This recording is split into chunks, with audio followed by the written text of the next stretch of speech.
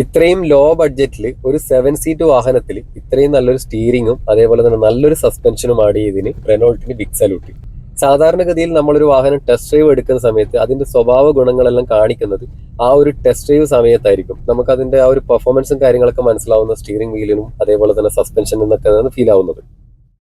Premium വാഹനങ്ങളിൽ കണ്ടുവരുന്ന രീതിയിലുള്ള ടെക്നോളജി, ഒരുപാട് രീതിയിൽ അറേഞ്ച് ചെയ്യാൻ പറ്റുന്ന സീറ്റുകൾ, സഫ് മീറ്റർ വാഹനമായിട്ട് പോലും ബാക്ക് 7 സീറ്റിൽ വെച്ചാൽ ബാക്ക് റിയർ സീറ്റിൽ ലെഗ് റൂമിന്റെ കാര്യത്തിൽ റെനോ ഒരു വിട്ടുവീഴ്ചയും വരുത്തിയില്ല. അത്രയും നല്ലൊരു സ്പേസ് ആണ് ഇതിന്റെ ബാക്ക് ലെഗ് റൂമിൽ കൊടുത്തിട്ടുള്ളത്. വണ്ടിയുടെ വിലയിൽ മാത്രമേ കുറവില്ലൂ കേട്ടാ. സൗന്ദര്യത്തിന്റെ കാര്യത്തിലാണെങ്കിലും ഫീച്ചേഴ്സിന്റെ കാര്യത്തിലാണെങ്കിലും ഈ ഒരു കളറിന്റെ കാര്യത്തിലാണെങ്കിലും ഒരു പടി മുന്നിൽ തന്നെയാണ് കേട്ടോ ഡ്രൈവർ.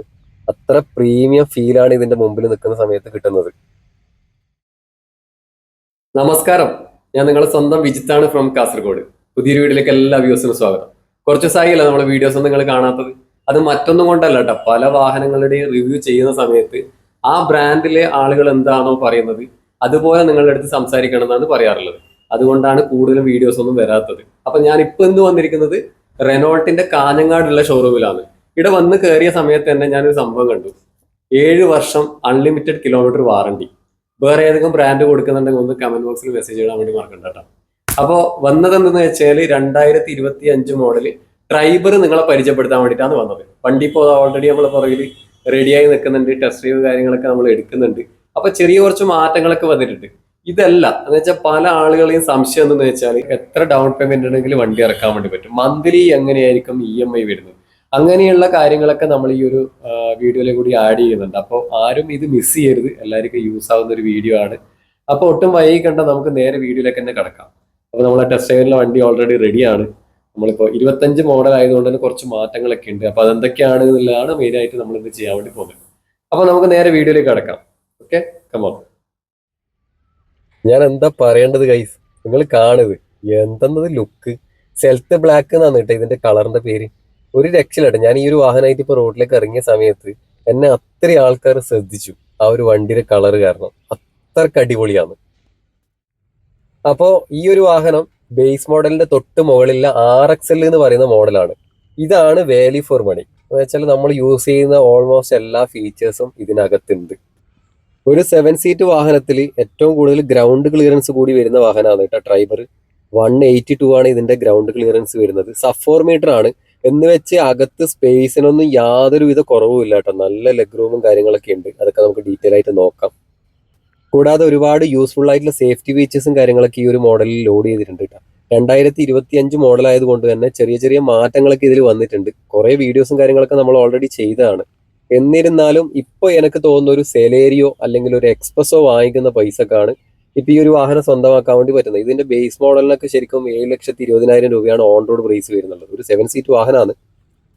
അതൊക്കെ വെച്ച് നോക്കുമ്പോൾ ഇതൊരു വാല്യൂ ഫോർ മണിയാണ്. കൂടാണ്ട് ഒരു 80,000 രൂപ മുതൽ 1 lakh ഒക്കെ ഉണ്ടെങ്കിൽ നമുക്ക് ഈസി ആയിട്ട് ഒരു വാഹനം റോഡിലേക്ക് ഇറക്കാൻ വേണ്ടി പറ്റും. അതിന് മെയിൻ ശ്രദ്ധിക്കേണ്ട ഒരു കാര്യം എന്ന് പറയുന്നത് നിങ്ങളെ സിബിൽ സ്കോർ, ബാങ്ക് ട്രാക്ക്, നിങ്ങളെ ജോലി, ഇതിനൊക്കെ ബേസ് ചെയ്തിട്ടാണ് കിട്ടുക ഫസ്റ്റത്തെ ഡൗൺ പേയ്മെന്റ് തീരുമാനിക്കുന്നത്. 2025 വന്ന മെയിൻ ആയിട്ടുള്ള ഒരു മാറ്റം എന്ന് പറയുന്നത് റിവേഴ്സ് ക്യാമറയാണ്. ഈ ഒരു മോഡലിൽ ഇപ്പോൾ റിവേഴ്സ് ക്യാമറ ആഡ് ചെയ്തിട്ടുണ്ട്. അതുകൊണ്ട് തന്നെ നമുക്ക് ഫ്രണ്ട് ഡാഷിൽ ടച്ച് ഡിസ്പ്ലേ പ്രതീക്ഷിക്കാം. കൂടാണ്ട് റിവേഴ്സ് സെൻസർ കാര്യങ്ങളൊക്കെ വരുന്നുണ്ട്. നല്ല ഗ്രൗണ്ട് ക്ലിയറൻസ് ആണ് ഈ ഒരു വാഹനത്തിന് കൊടുത്തിട്ടുള്ളത്. എക്സ്റ്റീരിയർ സൈഡിൽ പിന്നെ വേറെ കാര്യമായ മാറ്റങ്ങളൊന്നും വരുത്തിയിട്ടില്ല കേട്ടോ. ഇനി ഇന്റീരിയറിലേക്ക് നമുക്കൊന്ന് ജസ്റ്റ് നോക്കാം. ഫ്രണ്ട് ഡോറിലെ പവർ വിൻഡോസിന്റെ സ്വിച്ച് ഒക്കെയാണ് കാണുന്നില്ല. പ്ലാസ്റ്റിക് ഒക്കെ അത്യാവശ്യം നല്ല ക്വാളിറ്റിയുള്ള പ്ലാസ്റ്റിക് ആണ്. പിന്നെ ഒരു ബോട്ടിൽ സ്റ്റോറേജ് സ്പേസ് അവിടെ കാണാനുണ്ട്. പിന്നെ സ്പീക്കേഴ്സ് 4 എണ്ണാണ് ഈ ഒരു മോഡലിൽ വരുന്നത്. അതിന്റെ ഒരു സ്പേസ് ആണ് അവിടെ കാണുന്നുള്ളത്. ഇന്റീരിയർ ഒക്കെ ഇങ്ങനെയാണ് വരുന്നത്. അത്യാവശ്യം നല്ലൊരു പ്രീമിയം ലെവലിൽ തന്നെയുള്ള ഒരു ഇന്റീരിയർ ആണ്. ആ ഒരു പ്രൈസിൽ ഇത് ഓക്കെയാണ്. പിന്നെ നല്ല കുഷനിങ്ങോട് കൂടിയിട്ടുള്ള നല്ലൊരു സീറ്റ് തന്നെയാണ് കൊടുത്തിട്ടുള്ളത്.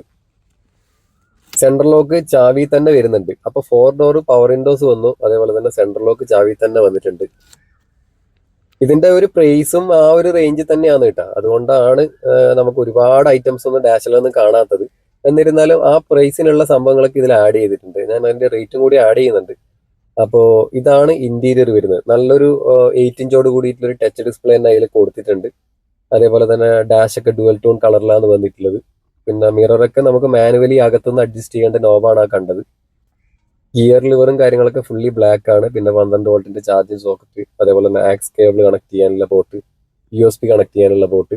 പിന്നെ ഇവിടെ ഒരു ചെറിയൊരു ബോട്ടിൽ സ്റ്റോറേജ് സ്പേസ് ഉണ്ട്. അതേപോലെ തന്നെ കപ്പ് ഹോൾഡേഴ്സ് കാര്യങ്ങളൊക്കെ വന്നിട്ടുണ്ട്. പിന്നെ ഈ ഒരു കാണുന്ന ഒരു നോബ് കണ്ട, ഇതാണ് നമുക്ക് ബാക്ക് റിയർ എ സിന്റെ സപ്പോർട്ട് കൊടുക്കുന്നത്. അപ്പോൾ ഈ കംപ്രസറിൽ നല്ലൊരു എ സിയും കൂടി ഇതിൽ പ്രതീക്ഷിക്കാം. ഇതിലേക്കൊക്കെ നമുക്ക് ഡീറ്റെയിൽ ആയിട്ട് തന്നെ വരാം. അതിന് മുമ്പായിട്ട് റിയർ സ്പേസും കൂടി ഒന്ന് ഡീറ്റെയിൽ ആയിട്ട് നോക്കാം. അപ്പോൾ ഇതാണ് ബാക്ക് റിയർ പവർ വിൻഡോന്റെ ബട്ടൺ. അതേപോലെ തന്നെ അവിടെ കണ്ട അതേ സ്പീക്കേഴ്സിന്റെ ആ ഒരു പോർഷനും പിന്നെ ആ ഒരു ബോട്ടിൽ സ്റ്റോറേജ് സ്പേസ്, പിന്നെ ഡോർ ഓപ്പൺ ചെയ്യുന്ന സമയത്ത് പിടിക്കാനുള്ള ആ ഒരു സ്പേസ് ആണ് ഈ കാണുന്നുള്ളത്. അതൊക്കെ നല്ല രീതിയിൽ തന്നെ കൊടുത്തിട്ടുണ്ട്. ഇന്ത്യയുടെ സൈഡിൽ അങ്ങനെ ഒരു കാര്യമായിട്ടുള്ളൊരു മാറ്റമൊന്നും കണ്ടിട്ടില്ല. മെയിൻ എന്ന് പറയുന്നത് ഈ ഒരു പവർ വിൻഡോന്റെ സ്വിച്ചും കാര്യങ്ങളൊക്കെ ഇപ്പോൾ ആഡ് ചെയ്തിട്ടുണ്ടെന്ന് മാത്രമാണ്. പിന്നെ അതേപോലെ തന്നെ റിയർ എ സി വെന്റ് കാര്യങ്ങളൊക്കെ ഈ ഒരു മോഡലിൽ കൊടുത്തിട്ടുണ്ട്. നല്ല സ്പേസ് ആണ് കേട്ടോ. ഇപ്പൊ നമ്മൾ ഈ സെക്കൻഡ് റോ സീറ്റിൽ സ്പേസ് നമുക്ക് അഡ്ജസ്റ്റ് ചെയ്തിട്ട് ബാക്ക് സീറ്റിന്റെ സൈസ് കൂട്ടാനും കുറക്കാനൊക്കെ പറ്റും. ഇപ്പൊ ഇത് കണ്ടോ, ഇത് നോർമൽ പൊസിഷനിലാണ് ഉള്ളതെങ്കിൽ പോലും നല്ല സ്പേസ് അവിടെ ഉണ്ട്. നമുക്ക് ഇനിയും പുറകിലോട്ട് ഇടാൻ പറ്റും. അതേപോലെ തന്നെ പുഷ് ബാക്കോട് കൂടി നമുക്ക് ചാരി കിടന്നിട്ടും യാത്ര ചെയ്യാൻ പറ്റും. ലോങ് ഡ്രൈവിനൊക്കെ പറ്റുന്ന രീതിയിലാണ് ആ ഒരു സെൻട്രൽ സീറ്റ് ഡിസൈൻ ചെയ്തിട്ടുള്ളത്. പിന്നെ ഞാൻ പറഞ്ഞ റിയർ എ സി, ഇപ്പൊ ഈ സെൻട്രത്തെ പില്ലറിൽ പോലും എ സിന്റെ വെന്റ് കൊടുത്തിട്ടുണ്ട്. ഇത് മാത്രമല്ല കേട്ടോ, തേർഡ് റോ സീറ്റിന്റെ മുകളിൽ പോലും എ സി വെന്റ് ഉണ്ട്. എൻ്റെ അടുത്ത് ഒരാള് നമ്മളെ കമന്റ് ബോക്സിൽ ചോദിച്ചിട്ടുണ്ട്, നമ്മൾ ഈ ഡ്രൈവർ വരുന്ന സമയത്ത് നല്ല സൗണ്ട് ഫീൽ ചെയ്യുന്നുണ്ട് എന്ന് പറഞ്ഞിട്ടുണ്ടായിരുന്നു. അതിന്റെ മെയിൻ കാരണം എന്ന് പറയുന്നത് ഇതിന്റെ കംപ്രസർ ആയതുകൊണ്ടാണ്. നമ്മൾ ഇനോവ ക്രിസ്റ്റ നമ്മളടുത്ത് വന്ന് നിൽക്കുന്ന സമയത്തും അല്ലെങ്കിൽ നോർമൽ ഇനോവ വന്ന് നിൽക്കുന്ന സമയത്തും നമുക്ക് ആ ഒരു സൗണ്ട് അനുഭവപ്പെടാറുണ്ട്. അതിന്റെ മെയിൻ കാരണം എ സി കംപ്രസർ അങ്ങനെ വർക്കാവുന്നത് കൊണ്ടാണ്. അതിപ്പോ നമ്മൾ എ സിന്റെ ആ കംപ്രസർ ഓഫ് ചെയ്ത് കഴിഞ്ഞാൽ വണ്ടി ഭയങ്കര സൈലന്റ് ആയിരിക്കും. ഇനിയൊരു ട്വിസ്റ്റ് ഉള്ളത് എന്താണെന്ന് വെച്ചാൽ 2025 മോഡലിൽ നിങ്ങൾ ബുക്ക് ചെയ്യുന്ന സമയത്ത് CNGയും കൂടി ആവശ്യപ്പെട്ട് കഴിഞ്ഞാൽ അതും കൂടി നമുക്ക് ആഡ് ചെയ്യാൻ വേണ്ടി പറ്റും. കൂടാണ്ട് ടാക്സി പർപ്പസിനും യൂസ് ചെയ്യാൻ പറ്റുന്നുണ്ട്, ടാക്സിക്കും കൊടുക്കുന്നുണ്ട്. ഈ ടാക്സിൻ്റെതും അതേപോലെ CNGൻ്റെതും നമുക്ക് എല്ലാ വേരിയന്റിലും ഒരേപോലെ അവൈലബിൾ ആണ് കേട്ടോ. എൻ്റെ മോനെ ഡോറൊക്കെ ഭയങ്കര ഹെവിയാണ് കേട്ടോ. നമ്മൾ മാരുതിയിലൊക്കെ പിടിക്കുന്ന സമയത്ത് പറയാറുണ്ട് ഇങ്ങനെ അകത്തേക്ക് പോകുന്ന ഒരു ഫീൽ ഉണ്ട് എന്നില്ല കേട്ടോ. പക്ഷെ ഈ ഒരു കാര്യത്തിലുണ്ടല്ലോ, ഡ്രൈവറൊക്കെ വേറെ ലെവലാണ്. ഭയങ്കര ബിൽഡ് ക്വാളിറ്റിയാണ് ബോഡിയുമെല്ലാം. ഡ്രൈവറിന്റെ ബൂട്ട് സ്പേസ് എങ്ങനെയാണെന്നുള്ളത് നോക്കാം. ജസ്റ്റ് ഒന്ന് ഓപ്പൺ ചെയ്ത് നോക്കാം. 85 ലിറ്ററാണ് നോർമൽ സ്പേസ് വരുന്നുള്ളത്. അതേപോലെ തന്നെ പുതിയൊരു കിറ്റും കൂടി എൻ്റെ പുറകിൽ കാണാനുണ്ട്. അതെനിക്കൊന്ന് സ്പെയർ വീൽ ഇനി വരുന്ന മോഡലിൽ RXയിലും RXLയിലും ഉണ്ടാവില്ല. അതിനുള്ള പഞ്ചർ കിറ്റാണ് ആ കണ്ടത്. സീറ്റിംഗ് നമ്മൾ പറഞ്ഞ കണക്ക് കുറേ രീതിയിൽ അറേഞ്ച് ചെയ്യാനും പറ്റും. അതേപോലെ തന്നെ ഈ ഒരു സീറ്റ് നമുക്ക് ഊരി മാറ്റിയിട്ട് ഇതൊരു 5 സീറ്റ് ആയിട്ടും 7 സീറ്റർ ആയിട്ടും യൂസ് ചെയ്യാൻ പറ്റും. അതൊക്കെ വളരെ ഈസി ആയിട്ട് ചെയ്യാൻ പറ്റുന്ന ഒരു കാര്യമാണ് കേട്ടോ. അതേപോലെ തന്നെ ഇതിന്റെ അകത്തൊക്കെ കണ്ടോ നമ്മളെ ഹാൻഡിലും കാര്യങ്ങളൊക്കെ സെക്കൻഡ് വേരിയന്റിലായിട്ട് പോലും അതെല്ലാം കൊടുത്തിട്ടുണ്ട്. അത് ഞാൻ ഈ റേറ്റ് പറയുമ്പോൾ നിങ്ങൾക്ക് മനസ്സിലാവും ഇത്രയും കാര്യങ്ങൾ ആ പ്രൈസിൽ ഇത് ആഡ് ചെയ്തിട്ടുണ്ടോ എന്നുള്ളത് നിങ്ങൾക്ക് മനസ്സിലാവും. ഇതാണ് ഞാൻ നേരത്തെ പറഞ്ഞ റൂഫ് ടോപ്പിൽ AC വെന്റ്. അപ്പൊ അതൊക്കെ ഉള്ളതുകൊണ്ട് ഹൈ കംപ്രസർ വരുന്നത്, അത്രയും നമുക്ക് പുറകിലേക്ക് ആ ഒരു എയർ തള്ളാനുള്ളതാണ്. അപ്പൊ ഇതാണ് ബാക്ക് റിയറിലത്തെ ആ ഒരു സ്പേസ്. കൂടാണ്ട് നമുക്ക് ഈ സീറ്റ് ഉണ്ട്, ഈ ഒരു ലോക്ക് നല്ല പിടിച്ച് വലിച്ചു കഴിഞ്ഞാൽ അത് ഫ്രണ്ടിലേക്ക് ഫോൾഡ് ആവും. ഫോൾഡ് ആയി കഴിഞ്ഞാൽ നേരെ നമുക്ക് ഊരി അപ്പുറത്തേക്ക് എടുത്ത് മാറ്റി വെക്കാൻ വേണ്ടി പറ്റും. 2 സീറ്റും അതുപോലെ ചെയ്യാൻ പറ്റും. അതിന്റെ ആ ഒരു എങ്ങനെയാ ചെയ്യേണ്ടതെന്നുള്ളൊക്കെ മാർക്കൊക്കെ അവിടെ ചെയ്തിട്ടുണ്ട്. അതേപോലെ തന്നെ ഇത് താഴത്തെ ആ സീറ്റും മാറ്റി വെക്കാം. ലഗേജ് അങ്ങനെ ആയിട്ടുണ്ടെങ്കിൽ നിങ്ങൾക്ക് ഇവിടെ മാത്രമായിട്ട് യൂസ് ചെയ്യാം. അല്ലാത്ത പക്ഷം നമുക്കിത് ഫുള്ളായിട്ട് റിമൂവ് ചെയ്യണമെന്നുണ്ടെങ്കിൽ ഈ ഒരു ബെൽറ്റ് പിടിച്ച് പൊക്കി കഴിഞ്ഞാൽ അത് ആ ക്ലിപ്പ് ഒന്ന് ഫുള്ളായിട്ട് ഊരി പുറകിലോട്ട് വരും. 2 സീറ്റും അതുപോലെ ഊരി മാറ്റാൻ പറ്റും കേട്ടോ. ടൂൾസോ കാര്യങ്ങളൊന്നും വേണ്ട, ഈസി ആയിട്ട് റിമൂവ് ചെയ്യാൻ വേണ്ടി പറ്റും. അതുപോലെ തന്നെ തിരിച്ച് ഈസി ആയിട്ട് ഫിറ്റ് ചെയ്യാനും പറ്റും. അതൊക്കെ നിങ്ങൾ വണ്ടി ടെസ്റ്റ് ഡ്രൈവ് സമയത്ത് ഒന്ന് ജസ്റ്റ് നോക്കുക അങ്ങനെയൊക്കെയാണ് എന്നുള്ളത്. ഒക്കെ ഈസിയാണ്. അതൊക്കെ ഹെഡ് റെസ്റ്റും കാര്യങ്ങളൊക്കെ വരുന്നുണ്ട്. അതിലൊന്നും വേറെ തട്ടിക്കൂട്ട് പരിപാടിയൊന്നും ഇല്ല കേട്ടോ. എല്ലാം പ്രീമിയം ലെവൽ തന്നെയാണ്. അപ്പൊ ഇതാണ് നമുക്ക് ബാക്ക് റിയർ സീറ്റിലേക്ക് നോക്കുന്ന സമയത്ത് കാണുന്ന കുറച്ച് കാര്യങ്ങൾ. ഇനി നമുക്ക് ഇതിന്റെ ഉള്ളില് എങ്ങനെയാണ് പുറകിൽ ഇരിക്കുന്ന സമയത്ത് കാല് ടച്ച് ചെയ്യുന്നുണ്ടോ, അവിടെ സ്പേസ് ഉണ്ടോ എന്നുള്ളതാണ് നമുക്ക് ഡീറ്റെയിൽ ആയിട്ട് നോക്കേണ്ടത്. ഒരു 7 സീറ്റ് വാഹനമാണല്ലോ. അപ്പൊ ഇത് മാത്രമല്ല കേട്ടോ, ഈ ഒരു സീറ്റ് ഫോൾഡ് ചെയ്യാൻ വേണ്ടിയിട്ട് ഒരു 1 ടച്ചോട് കൂടിയിട്ട് നമുക്കിത് ഫോൾഡ് ചെയ്തിട്ട് പുറകിലേക്ക് ഈസി ആയിട്ട് കയറി ഇരിക്കാൻ പറ്റുന്ന രീതിയിലാണ് അതിന്റെ ആ സീറ്റിങ്ങിന്റെ അറേഞ്ച്മെന്റും കാര്യങ്ങളൊക്കെ ചെയ്തിട്ടുള്ളത്. എന്തായാലും നമുക്ക് അകത്തേക്ക് കയറി ഇരുന്നിട്ട് തന്നെ നോക്കാം, കാല് ടച്ച് ചെയ്യുന്നുണ്ടോ എന്നുള്ളത് നമുക്ക് നോക്കണം. കൂടാണ്ട് പൊതുവേ ഇത് പറയുന്നത് കുട്ടികൾക്കുള്ള സീറ്റാണെന്നുള്ള രീതിയിലൊരു ടോക്ക് ഉണ്ട്. പക്ഷെ അങ്ങനെയല്ല കേട്ടോ, നല്ല സ്പേസ് പുറകിലത്തെ സീറ്റിലുണ്ട്. കാലൊന്നും ടച്ച് ചെയ്യുന്നൊന്നുമില്ല. നിങ്ങൾക്ക് അത് ഞാൻ ഡീറ്റെയിൽ ആയിട്ട് കാണിച്ചു തരാം. കൂടാണ്ട് നമുക്ക് ഇതിന്റെ റൂഫ് ടോപ്പിലും കൂടി AC വെന്റ് കൊടുത്തിട്ടുണ്ട്. അപ്പൊ അതുകൊണ്ട് തന്നെ ലോങ് ഡ്രൈവ് എല്ലാം പോകുന്ന സമയത്ത് പെട്ടെന്ന് നമുക്ക് ഇവിടെ കൂളിംഗ് കിട്ടാനുള്ള ഒരു സാധ്യതയും കൂടി ഉണ്ട്. ഇത് കണ്ട നിങ്ങൾ, കാലിത് കണ്ട, ഇത്രയും സ്പേസ് ഉണ്ട്. ഇതിപ്പോ ആ ഫ്രണ്ട് സീറ്റ് പുറകിലോട്ട് ഇട്ട് വെച്ചിട്ടാണ് ഉള്ളത്. കണ്ട, ഇത്രയും സ്പേസ് അവിടെ കിട്ടുന്നുണ്ട്. അപ്പൊ കാലൊന്നും ടച്ച് ചെയ്യുന്നില്ല, പക്ഷെ തൈ സപ്പോർട്ട് കുറച്ച് കുറവായിട്ടും എനിക്ക് തോന്നിയിട്ടുണ്ട്. ഇനി ഞാൻ തുടക്ക സമയത്ത് പറഞ്ഞൊരു പോയിന്റ് ഞാൻ ഇവിടെ ഉപയോഗിക്കുകയാണ്. 7 വർഷം അൺലിമിറ്റഡ് വാറണ്ടി. നിങ്ങളൊന്ന് ആലോചിച്ച് നോക്കോ, സെക്കൻഡ് ഹാൻഡ് വണ്ടി നിങ്ങൾ സെല് ചെയ്യുന്ന സമയത്ത് വരെ വാറണ്ടി പീരീഡ് ഉണ്ടാവുക എന്ന് പറയുന്നത് ഒന്ന് ആലോചിച്ച് നോക്കിയാട്ടെ. അത് നമുക്ക് എക്സ്റ്റെൻഡ് ചെയ്തിട്ട് യൂസ് ചെയ്യാൻ വേണ്ടി പറ്റും. അതാണ് ഇതിന്റെ ഏറ്റവും വലിയ ഹൈലൈറ്റ് എന്ന് പറയുന്നത്. ബേസ് മോഡൽ മുതൽക്കെ തന്നെ പ്രൊജക്റ്റഡ് ഹെഡ്ലാമ്പ് യൂണിറ്റ് ആണ് കൊടുത്തിട്ടുള്ളത്. LED DRL വരുന്നത് ടോപ്പ് എൻഡ് മോഡലിലാണ്. പിന്നെ ഗ്രില്ലിന്റെ സൈഡിലേക്ക് നോക്കുന്ന സമയത്ത് ക്രോമിന്റെ ലൈൻസും കാര്യങ്ങളൊന്നും ആഡ് ചെയ്തിട്ടൊന്നുമില്ല.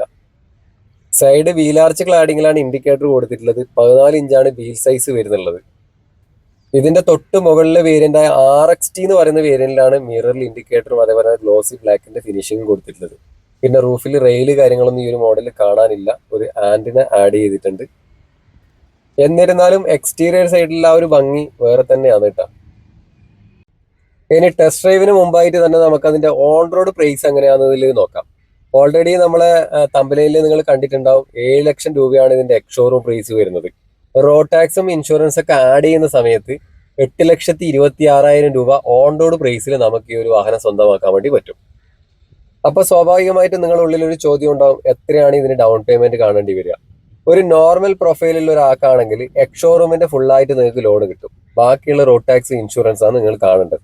അതല്ല നിങ്ങളൊരു സാലറീഡ് ആണ്, അല്ലെങ്കിൽ IT റിട്ടേൺ പേ ചെയ്യുന്നുണ്ട്, നിങ്ങളെ ബാങ്ക് ട്രാൻസാക്ഷൻ കാര്യങ്ങളൊക്കെ ഹൈ ആണെങ്കിൽ നിങ്ങൾക്ക് ഓൺ റോഡിന്റെ 90% വരെ സാധ്യതയുണ്ട്. അപ്പൊ ഒരു 80 മുതൽ 1 lakh ആ റേഞ്ചിലൊക്കെ നമുക്ക് ഇതിന് ഡൗൺ പേയ്മെന്റ് കാണേണ്ടി വന്നാൽ മതിയാവും. എക്സ്റ്റീരിയർ സൈഡിലെ കുറച്ച് ഫീച്ചേഴ്സ് നമുക്ക് നോക്കാം. ഫ്രണ്ട് ഡോറിന്റെ പവർ വിൻഡോന്റെ ബട്ടണാണ് ഈ കാണുന്നുള്ളത്. അതേപോലെ തന്നെ നമുക്ക് ഇതിന്റെ സെൻട്രൽ ലോക്ക് ഇതിന്റെ ചാവി തന്നെ കൊടുത്തിട്ടുണ്ട്.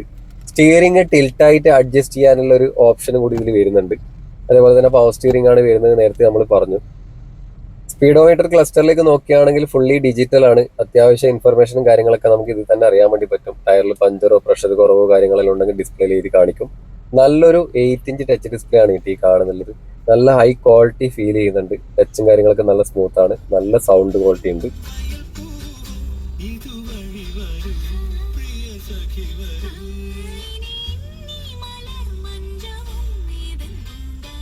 കോപ്പിറൈറ്റിന്റെ ഒരു ഇഷ്യൂ ഉള്ളതുകൊണ്ട് നമുക്ക് ഫുള്ളായിട്ട് കേൾക്കാൻ പറ്റില്ല. 4 സ്പീക്കറാണ് വരുന്നുള്ളത്. പിന്നെ ടച്ചൊക്കെ നല്ല സ്മൂത്ത് ആണ്. ഒരു ക്വാളിറ്റി നമുക്ക് ഇതിൽ ഫീൽ ചെയ്യുന്നുണ്ട്. പിന്നെ ഇതിന്റെ മൈലേജ് കാര്യങ്ങളൊക്കെ അറിയാൻ വേണ്ടിയിട്ട് ഇതിൽ ഈക്കോ എന്ന് പറഞ്ഞൊരു ഓപ്ഷൻ കൊടുത്തിട്ടുണ്ട്. അത് നമ്മൾ റണ്ണിങ് ടൈമിൽ റീസെറ്റ് ചെയ്ത് ഇട്ട് കഴിഞ്ഞാൽ നമുക്ക് അതിന്റെ മൈലേജും കാര്യങ്ങളൊക്കെ ആവറേജ് എത്രയാണ് കിട്ടുന്നതെന്നുള്ളതൊക്കെ അതിന്റെ ഇൻഫർമേഷനൊക്കെ ഇതിൽ തന്നെ കാണിക്കും. കൂടാണ്ട് റിവേഴ്സ് ക്യാമറ വരുന്നുണ്ട്. പിന്നെ ആൻഡ്രോയിഡ് ഓട്ടോ സപ്പോർട്ട് ചെയ്യുന്നുണ്ട്. ആപ്പിൾ കാർപ്ലേ എല്ലാം സപ്പോർട്ട് ചെയ്യും. വയർലെസ് അല്ല കേട്ടോ, ഇത് വയർ ത്രൂ തന്നെയാണ് കണക്ട് ചെയ്യേണ്ടത്.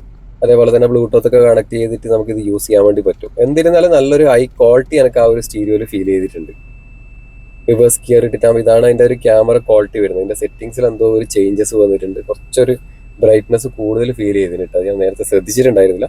എന്നിരുന്നാലും അതും വലിയൊരു തരക്കേടൊന്നുമില്ല. ആ ഒരു പ്രൈസിൽ അത് ഓക്കെയാണ്. ഇൻഫോർടൈൻമെന്റ് സിസ്റ്റത്തിന്റെ തൊട്ട് താഴെ തന്നെ ആയിട്ട് ഒരു 3 ബട്ടൺ കാണാനുണ്ട്. ഇത് ട്രാക്ഷൻ കൺട്രോളിന്റെ ഒരു ബട്ടണാണ്. പിന്നെ സെൻട്രലായിട്ട് ആ കാണുന്ന റെഡ് ലൈറ്റുള്ളത് അൺലോക്ക് ചെയ്യാൻ, ഡോർ ലോക്ക് ചെയ്യാൻ അൺലോക്ക് ചെയ്യാനുള്ളത് ഹസാർഡിന്റെ ബട്ടണാണ്. പിന്നെ അതിന്റെ താഴത്താണ് AC കൺട്രോളും കാര്യങ്ങളൊക്കെ. അതൊക്കെ മാനുവലി തന്നെയാണ് കേട്ടോ. ഹീറ്റാക്കാനും അതേപോലെ കൂളാക്കാനൊക്കെ ഉള്ള ഒരു ഓപ്ഷനാണ് കാണുന്നുള്ളത്. ഡാഷിൽ തന്നെ നല്ലൊരു കൂൾഡ് സ്റ്റോറേജ് സ്പേസും കൂടി ആഡ് ചെയ്തിട്ടുണ്ട്. നല്ല സ്പേസ് ഉണ്ട് കേട്ടോ അതിൻ്റെ അകത്ത്. പിന്നെ മിററൊക്കെ നമുക്ക് മാനുവലി അകത്ത് തന്നെ അഡ്ജസ്റ്റ് ചെയ്യാൻ വേണ്ടി പറ്റും. പിന്നെ ഇതിന്റെ റിവേഴ്സ് ഗിയർ ചെറിയൊരു വ്യത്യാസം ഉണ്ട് കേട്ടോ. ഇത് നമ്മൾ ആ ലിഫ്റ്റ് ചെയ്തിട്ട് ഫസ്റ്റ് മുകളിലേക്ക് ഇട്ട് കഴിഞ്ഞാലാണ് റിവേഴ്സ് ഗിയർ വരുന്നത്. പിന്നെ തൊട്ട് താഴെ തന്നെ ആയിട്ട് ഞാൻ നേരത്തെ പറഞ്ഞു നല്ലൊരു സ്റ്റോറേജ് സ്പേസ് ഉണ്ട് കേട്ടോ. RXT അത് കൂൾഡ് സ്റ്റോറേജ് സ്പേസ് ആണ്. ഇത് ബാക്കിലേക്കുള്ള AC പവർ കൊടുക്കുന്നതാണ് കേട്ടോ. Back rear AC നോബാണ് കാണുന്നുള്ളത്. പിന്നെ അത്യാവശ്യം തരക്കേടില്ലാത്തൊരു സ്റ്റോറേജ് സ്പേസ് അവിടെയും ഉണ്ട്. പിന്നെ സ്വാഭാവികമായിട്ടും നമുക്ക് ഈ ഒരു മോഡലിൽ ടച്ച് ഡിസ്പ്ലേ ഒക്കെ വരുന്നത് കൊണ്ട് തന്നെ നമുക്ക് കോളും കാര്യങ്ങളൊക്കെ എടുത്ത് സംസാരിക്കാനുള്ള മൈക്ക് കാര്യങ്ങളൊക്കെയാണ് ഈ കാണുന്നുള്ളത്. പിന്നെ ഇവിടെ ചെറിയൊരു വൈറ്റ് ലൈറ്റും കൂടി കൊടുത്തിട്ടുണ്ട്, റീഡിംഗ് ലൈറ്റ്. 2025 മോഡലിൽ എഞ്ചിൻ സൈഡിൽ എന്തെങ്കിലും കാര്യമായ മാറ്റം വന്നിട്ടുണ്ടോ എന്ന് ചോദിച്ചു കഴിഞ്ഞാൽ കാര്യമായിട്ടുള്ള മാറ്റങ്ങളൊന്നും സംഭവിച്ചിട്ടൊന്നുമില്ല. പക്ഷെ എഞ്ചിൻ നോയിസ് ചെറിയ രീതിയിൽ കുറഞ്ഞതായിട്ട് എനിക്ക് ഫീൽ ചെയ്തിട്ടുണ്ട്. പിന്നെ സസ്പെൻഷന്റെ സൈഡിൽ നിന്നുള്ള ഒരു റെസ്പോണ്ടിങ്, സ്റ്റിയറിംഗ് പൊതുവെ ഇലക്ട്രിക് ആയതുകൊണ്ട് തന്നെ ഡ്രൈവർ ഓടിക്കാൻ വേറെ ലെവലാണ്. ശരിക്കും ഇത് ഫുള്ള് ലോഡ് ഇട്ടിട്ട് ഓടിക്കുന്ന സമയത്താണ് കുറച്ചും കൂടി എനിക്ക് ഓടിക്കാൻ രസം തോന്നിയിട്ടുള്ളത്. ഫുള്ള് 7 സീറ്റിൽ ആളുണ്ടെങ്കിൽ കുറച്ചും കൂടി ഒരു സ്മൂത്ത് ഫീൽ ചെയ്തിട്ടുണ്ട് എനിക്ക്. പിന്നെ നമ്മളിപ്പോൾ ഓടിക്കുന്നത് റഫ് റോട്ടിലേക്ക് കൂടിയിട്ടാണ്. നല്ല രീതിയിലുള്ള ഒരു പെർഫോമൻസും കാര്യങ്ങളൊക്കെ കിട്ടുന്നുണ്ട്. വലിയ ചാട്ടവും കാര്യങ്ങളൊന്നും ഇല്ല. അത് പൊതുവേ എനിക്ക് തോന്നുന്നു മാരുതി ടാറ്റ ഒഴിച്ച് വേറെ ഏത് ബ്രാൻഡിലേക്ക് പോകുന്ന സമയത്തും ഓടിക്കാൻ രസം അങ്ങനെയുള്ള ബ്രാൻഡുകളൊക്കെ തന്നെയാണ്. ഇനി ഞാൻ പറയുന്ന ഈ ഒരു പോയിന്റ് നിങ്ങൾ ശ്രദ്ധിച്ച് കേൾക്കണം. ഇതൊരു പെർഫോമൻസ് വെഹിക്കിൾ അല്ല കേട്ടോ, ഇതൊരു ഫാമിലി കാറാണ്. നമ്മളൊരു സാധാരണ എല്ലാവരും ഒന്നിച്ച് ഫാമിലി ആയിട്ട് യാത്ര ചെയ്യാൻ ഉപയോഗിക്കുന്ന ഒരു കാറാണ്. അതിന്റെ ഒരു പെർഫോമൻസ് മാത്രമേ ഇതിൽ പ്രതീക്ഷിക്കരുത്. സാധാരണ ഇത് ഓടിച്ച സമയത്ത് ഇതിൽ ഭയങ്കര ബൂസ്റ്റിങ്ങോ അല്ലെങ്കിൽ അങ്ങനെ രീതിയിലൊരു പെർഫോമൻസോ കാര്യങ്ങളൊന്നും കിട്ടാൻ സാധ്യതയില്ല. അപ്പോൾ ആ ഒരു പൈസക്ക് നിങ്ങളൊരു ചെറിയ കാർ എടുക്കാൻ നിൽക്കുന്നുണ്ട്, അല്ലെങ്കിൽ ഒരു 10 ലക്ഷം രൂപക്ക് ബഡ്ജറ്റിൽ നിങ്ങളൊരു വണ്ടി എടുക്കാൻ പ്ലാൻ ചെയ്യുന്നുണ്ടെങ്കിൽ അങ്ങനെയുള്ള ആളുകൾക്കുള്ള വണ്ടിയാണ് കേട്ടോ ഇത്. ഒരിക്കലും ഇതൊരു പെർഫോമൻസ് വെഹിക്കിൾ ആണെന്ന് ഞാൻ പറയില്ല. ഞാൻ ഇവരെ സർവീസ് സെന്റർ വിസിറ്റ് ചെയ്ത സമയത്ത് 2 കസ്റ്റമേഴ്സിനെ ഞാൻ പരിചയപ്പെട്ടിന്. 1,40,000 കിലോമീറ്റർ ഓടിയ ഒരു ടാക്സി വണ്ടി ഇതും, അതേപോലെ തന്നെ 1,80,000 കിലോമീറ്റർ ഓടിയ PWD വർക്കിന് പോകുന്ന വണ്ടി. അപ്പൊ ഇവരുടെ അടുത്ത് ഞാൻ ചോദിക്കുന്ന സമയത്ത് അവരെന്നോട് പറഞ്ഞെന്ന് ചോദിച്ചാൽ ഇനി എടുക്കുന്ന സമയത്തും ഡ്രൈവർ തന്നെ നോക്കുള്ളൂ എന്നാണ് പറഞ്ഞത്. വാവ്, ഹൈവേയിൽ കയറിയ സമയത്താണ് കേട്ടോ അതിന്റെ ഒരു ഫീല് ശരിക്കും കിട്ടിയത്. ഫസ്റ്റ് സെക്കൻഡിൽ ഞാൻ ഭയങ്കര ഇനീഷ്യൽ പുള്ളിങ് ഉണ്ട് എന്നൊന്നും പറയില്ല കേട്ടോ. തേർഡ് ഫോർത്ത് ഫൈവ് പൊളിയാണ്. 100-110 ഞാൻ പായിച്ചു നോക്കി കേട്ടോ. ഭയങ്കര സ്റ്റെബിലിറ്റി ആണ്. പ്രത്യേകിച്ചും ട്രാക്ഷൻ കൺട്രോളും ESP ഒക്കെ ഉള്ളത് കൊണ്ട് തന്നെ അതിന്റെ ആ ഒരു ഫീല് നമുക്ക് അറിയാൻ പറ്റുന്നുണ്ട്. പിന്നെ എടുത്തു പറയേണ്ട ഒരു കാര്യമാണ് ഹിൽ ഹോൾഡ് അസിസ്റ്റ് വരുന്നുണ്ട്. ഉയരത്തിലൊക്കെ വെച്ചിട്ട് എടുക്കാൻ ബുദ്ധിമുട്ടുള്ള ആൾക്ക് നല്ലോണം യൂസ് ആവും. വണ്ടി പുറകിലോട്ട് വരാണ്ട് ഹോൾഡ് ചെയ്ത് പിടിക്കും. പിന്നെ 4 സ്റ്റാർ റേറ്റിംഗ് ഉള്ള ഒരേ ഒരു 7 സീറ്റർ വാഹനമാണ്. അതിന്റെ ഒക്കെ ബോഡി ക്വാളിറ്റി നമുക്കത് തൊടുമ്പോൾ മനസ്സിലാവുന്നുണ്ട്. ഫൈനൽ ഒരു ഡിസിഷൻ എടുക്കാൻ വേണ്ടി ചെറിയൊരു കാര്യം കൂടി നിങ്ങളുടെ അടുത്ത് പറയട്ടെ. ഒരു ഭാവിയിലേക്ക് വലിയൊരു പ്ലാനിങ്ങിലാണ് ഉള്ളത്. ടെസ്റ്റർ ബിക്സ്റ്റർ ഇങ്ങനെയാണ് പറയപ്പെടുന്നത്. ഇത് പുറത്ത് പറയരുത് എന്ന് പറഞ്ഞിട്ടുണ്ടായിരുന്നതാണ്. എന്നിരുന്നാലും ഞാൻ ചില ഷോറൂമിലൊക്കെ പോകുന്ന സമയത്ത് അതിന്റെ ആഡും കാര്യങ്ങളൊക്കെ അവിടെ സെറ്റ് ചെയ്യാൻ വേണ്ടിയിട്ട് അതിനുള്ള ചെറിയ കാര്യങ്ങളൊക്കെ ചെയ്യുന്നത് ഞാൻ കണ്ടിട്ടുണ്ടായിരുന്നു. എനിവേ നമുക്കത് കാത്തിരിക്കാം. കുറച്ച് വലിയ വണ്ടികളാണ്, കുറച്ച് പ്രൈസ് ഉണ്ടാവും. അപ്പൊ അത് ഇതുമായിട്ട് കമ്പയർ ചെയ്യാൻ പറ്റുന്നതല്ല. എന്തായാലും ഞാൻ നിങ്ങളുടെ അടുത്ത് സൂചിപ്പിച്ചു എന്ന് മാത്രമേ ഉള്ളൂ. ഇനി അത് മാത്രമല്ല കേട്ടോ, നിങ്ങൾക്ക് ഈ വണ്ടി എടുക്കാൻ പ്ലാൻ ചെയ്യുന്നുണ്ട്, അല്ലെങ്കിൽ നിങ്ങളൊരു സെലേരിയോ അല്ലെങ്കിൽ ഒരു വാഗണറൊക്കെ നോക്കുന്നുണ്ടെങ്കിൽ ഒന്ന് ജസ്റ്റ് ടെസ്റ്റ് ഡ്രൈവ് എടുത്ത് നോക്ക്. നമുക്ക് നല്ലോണം യൂസ് ആവുന്ന ഒരു മോഡലും കൂടിയാണ്. വാല്യൂ ഫോർ മണി എന്നേ ഞാൻ പറയുള്ളൂ. അത്യാവശ്യം എല്ലാ ഫീച്ചേഴ്സും കാര്യങ്ങളൊക്കെ ആഡ് ചെയ്തിട്ടുണ്ട്. ഓടിക്കാൻ നല്ല രസമുണ്ട്.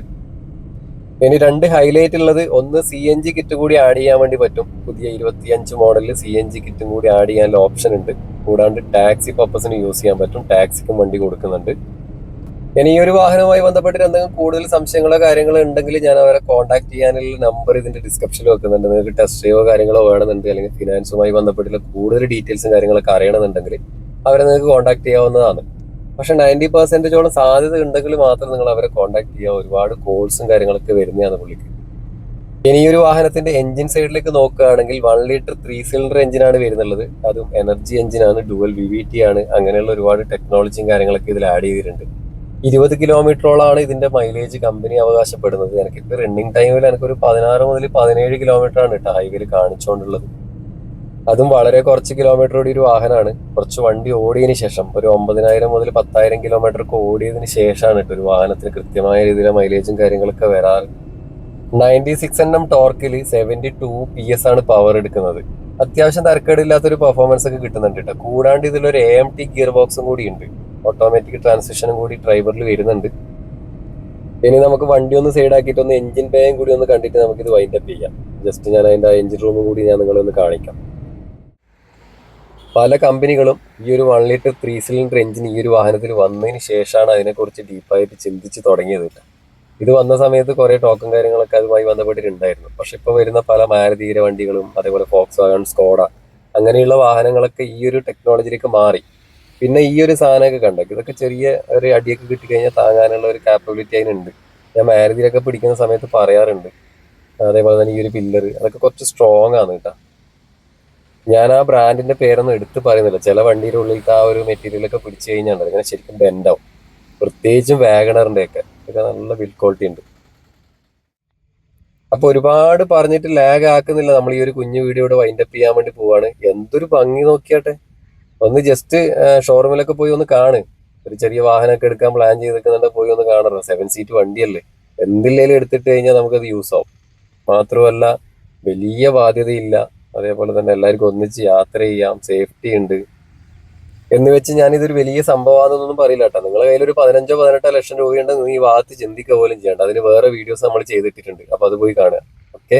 അപ്പൊ ഒരുപാട് പറഞ്ഞിട്ട് ഞാൻ വീഡിയോക്ക് ലെങ്ത് കൂട്ടുന്നില്ല. നമ്മൾ ഇന്നത്തെ ഈ ഒരു കുഞ്ഞു വീഡിയോ ഇവിടെ വൈൻഡപ്പ് ചെയ്യാണ്. എന്തെങ്കിലും വാഹന സംബന്ധമായിട്ടുള്ള സംശയങ്ങളോ കാര്യങ്ങളോ ഉണ്ടെങ്കിൽ നമ്മൾ കമന്റ് ബോക്സിൽ മെസ്സേജ് ആയിട്ടിട്ട് ഞാൻ അതിന് റിപ്ലൈ തരുന്നതായിരിക്കും. അപ്പൊ thank you for watching my video.